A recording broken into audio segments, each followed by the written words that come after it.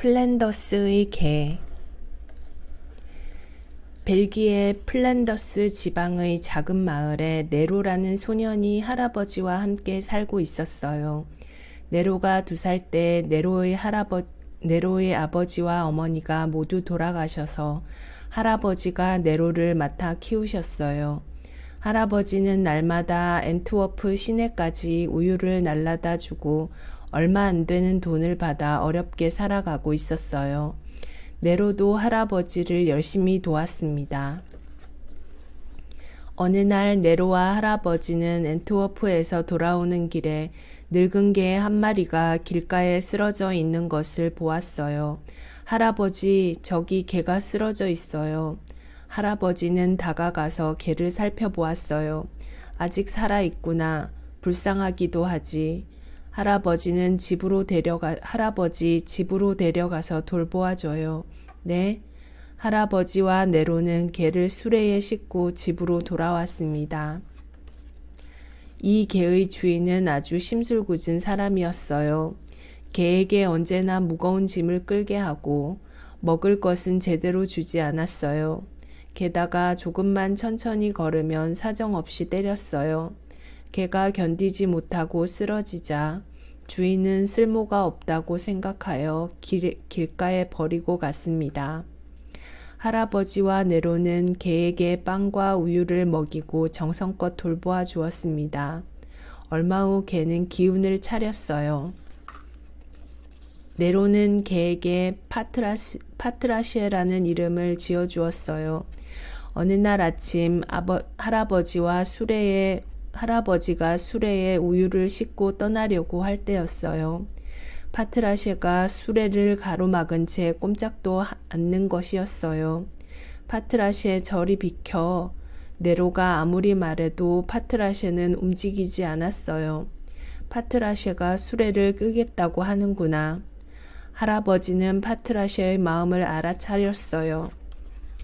파트라시에는 자기를 따뜻하게 보살펴준 할아버지와 네로를 돕게 되어 기쁜지 꼬리를 흔들면서 열심히 수레를 끌었어요. 나이가 들어 몸이 약해진 할아버지는 파트라시에가 대신 수레를 끌어주는 것이 고마웠어요. 그러던 어느 날 할아버지는 몸이 쇠약해져서 끝내 쓰러지고 말았습니다. 네로는 할아버지에게 말했어요. 저하고 파트라시에가 할아버지 대신 열심히 일할 거예요. 그러니까 빨리 기운 차리세요. 다음 날부터 네로는 할아버지 대신 우유통을 싣고 파트라시에와 함께 수레를 끌며 열심히 일했어요. 어린 네로에게는 고된 일이었어요. 하지만 네로는 할아버지를 생각하며 참고 견뎠어요. 네로와 파트라시에가 할아버지 대신 일을 한 지 몇 년이 지났어요. 네로는 우유 배달이 끝나면 언제나 교회에 들렀어요. 교회에 들어갔다 나오면 네로는 항상 고개를 숙이고 한숨을 내쉬곤 했습니다.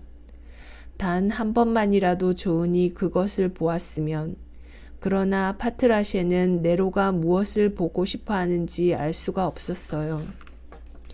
네로가 보고 싶어 하는 것은 루벤스라는 화가가 그린 그림이었어요. 그러나 그 그림은 커튼으로 가려져 있어 은화를 내지 않으면 볼 수가 없었어요. 네로가 커튼 앞에 서 있으면 문지기가 와서 말했어요. 이 그림은 은화가 없으면 볼 수 없으니 다른 사람에게 방해가 되지 않도록 저리 비켜라. 네로는 루벤스의 그림을 보는 것이 소원이었어요. 네로는 시간이 날 때마다 수트로 아루아를 그렸어요. 네로, 예쁘게 그려줘야 해. 걱정 마, 아루아. 멋진 그림을 그려줄게. 네로, 너는 쓸데없이 그림만 그리는구나. 아루아, 어서 집으로 들어가라. 마을에서 가장 부자인 아루아의 아버지는 가난하고 부모도 없는 네로를 싫어했어요. 결국 아루아의 아버지는 아루아를 네로와 함께 놀지 못하게 하였습니다. 네로는 병든 할아버지를 보살피면서 파트라시에와 함께 열심히 일했어요. 그러던 어느 날 네로는 앤트워프에서 어린이 그림 대회가 열린다는 벽보를 보았어요. 200프랑의 상금이 걸린 대회였어요. 상금을 받으면 할아버지에게 약을 사드릴 수 있겠구나. 네로는 그림 대회에 나가기로 마음먹었습니다. 네로는 며칠 동안 빵을 먹지 않고 돈을 모았어요. 그리고 그 돈으로 겨우 그림 그릴 종이를 살 수 있었습니다.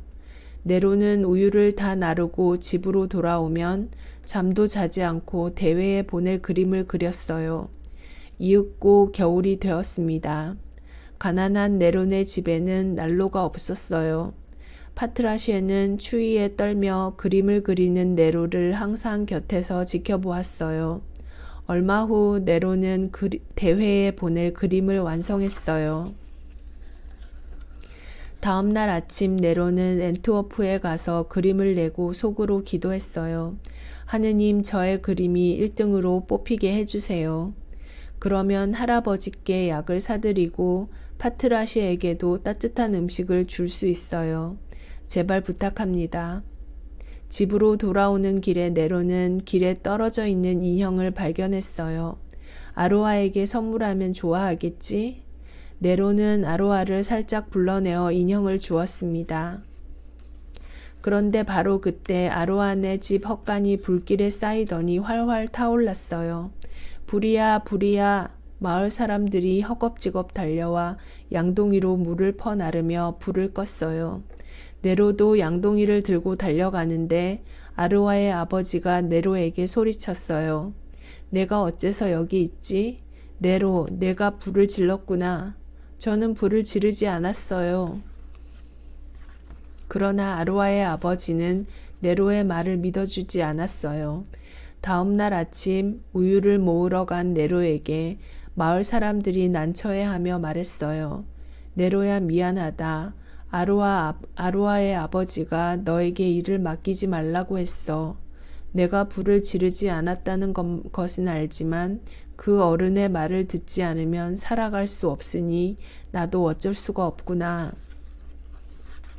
네로는 일을 할 수 없게 되었어요. 우유 나르는 일을 해주고 간신히 먹을 것을 구해온 네로는 이제 할아버지에게 아무것도 드릴 수가 없게 되었어요. 얼마 후 할아버지는 조용히 숨을 거두었습니다. 할아버지, 돌아가시면 안 돼요. 네로는 싸늘한 방에서 하염없이 눈물을 흘렸어요. 네로와 파트라셰는 눈을 파고 할아버지를 묻어드렸어요. 며칠 동안 아무것도 먹지 못한 네로와 파트라셰는 비틀거리며 집으로 돌아왔어요. 빨리 밀린 집세를 내지 못하면 당장 나가라. 결국 네로와 파트라셰는 집에서도 쫓겨나고 말았습니다. 둘은 눈속을 걸어 앤트워프로 향했어요. 오늘이 그림 대회의 발표 날이었습니다. 파트라셰, 만일 내 그림이 1등에 뽑힌다면 맛있는 것을 배불리 먹여줄게. 오늘은 크리스마스 이브니까 틀림없이 하느님이 내게 1등상을 선물하실 거야. 네로는 마지막 희망을 걸고 발표를 기다렸어요. 이윽고 1등으로 뽑힌 그림이 발표되었어요. 그런데 그것은 네로의 그림이 아니었어요. 미안해 파트라셰, 너한테 맛있는 것을 줄 수 없게 되었구나. 희망을 잃은 네로는 눈이 내리는 앤트워프 거리를 정처 없이 걸었어요. 파트라셰도 조용히 네로의 뒤를 따라갔습니다. 창문을 통해 보이는 집집마다에는 맛있는 음식이 가득 차려져 있었어요. 사람들은 모두 크리스마스 이브를 즐겁게 보내고 있었어요. 네로가 눈속을 힘없이 걸어가고 있을 때였어요. 뒤따라오던 파트라셰가 갑자기 큰 소리로 짖으며 눈을 파기 시작했어요. 한참 동안 바닥을 파 내려가던 파트라셰는 눈 속에 금화가 든 묵직한 지갑을 물었어요. 이것은 아로아의 아버지 것인데 어서 돌려드려야지. 네로와 파트라셰는 굶주림과 추위에 지친 몸을 끌고 아로아의 집으로 달려갔습니다. 네로가 문을 두드리자 아로아의 어머니가 나왔어요. 어머나, 네로와 파트라셰 아니냐? 춥지? 어서 안으로 들어오렴. 네로는 지갑을 내밀었어요. 이것은 파트라쉐가 주운 것이에요. 파트라쉐가 며칠째 아무것도 먹지 못했어요. 파트라쉐에게 먹을 것을 좀 주세요. 그 말만 남기고 네로는 혼자서 눈속을 뛰어갔어요. 네로 기다려. 아로아가 불렀지만 네로는 뒤도 돌아보지 않고 달려갔어요. 네로가 간 곳은 아로아의 어머니가 파트라쉐에게 수프를 만들어 주었어요. 하지만 파트라쉐는 입에도 대지 않았어요. 파트라쉐는 문이 열린 틈을 타서 네로의 뒤를 쫓아 달려나갔어요. 파트라쉐 돌아와. 그러나 파트라쉐는 뒤도 돌아보지 않고 네로가 있는 곳을 향해 힘껏 뛰었어요. 지갑을 받은 아로아의 아버지는 깊이 뉘우쳤습니다. 정직한 네로에게 내가 몹쓸 짓을 했구나. 한편 네로와 파트라쉐는 앤트워프에 있는 교회에 다다랐습니다. 루벤스의 그림 앞에까지 온 네로는 커튼을 힘껏 잡아당겼습니다. 바로 그때 달빛이 스며들어 루벤스의 그림을 밝게 비추었습니다. 아, 내가 보고 싶었던 그림이야. 크리스마스 날 아침이 되었습니다.